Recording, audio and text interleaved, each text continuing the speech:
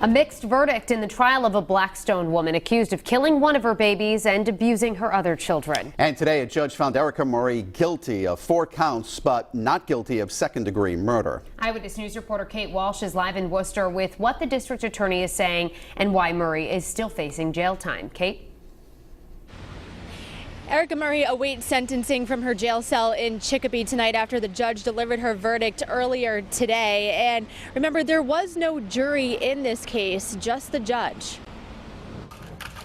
She just hugged me. That was it? That was it. What did she say to you afterwards? Thank you.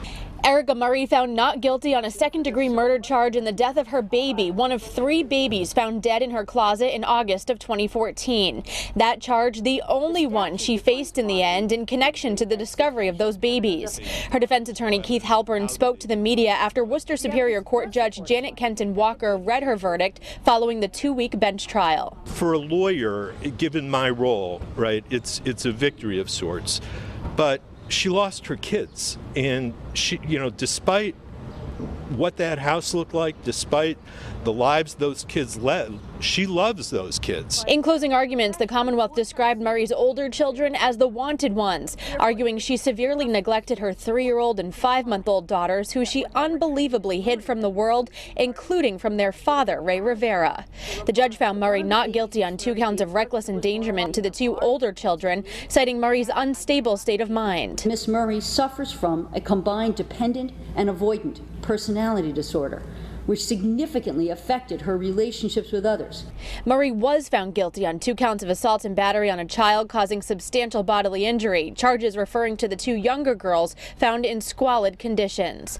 Murray was also found guilty on 2 counts of animal cruelty. The Worcester County District Attorney released a statement saying in part, quote, "This was a very hard case with a very difficult set of facts, as it always is when dealing with children who are victims."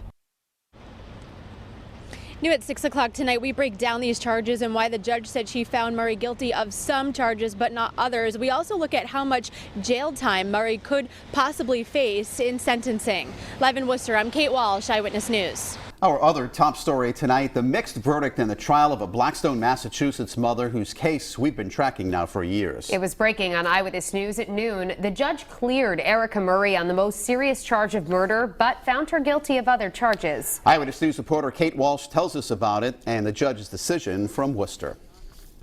This was a bench trial, not a jury trial, meaning it was decided by the judge, and the judge started delivering her verdict, reminding both sides that her decision was not created by emotion or public opinion, but by looking at the facts delivered in this trial and also looking at the statute of the laws.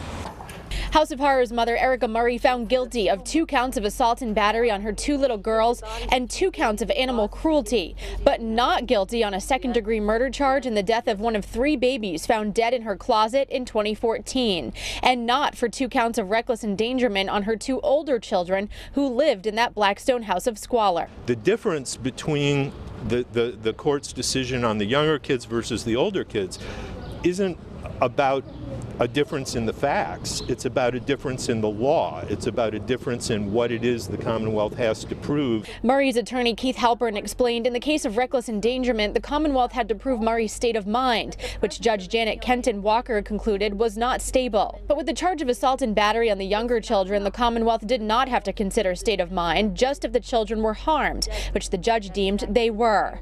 On the murder charge, the judge explained there was reasonable doubt that Murray killed any of her 3 babies found in that home.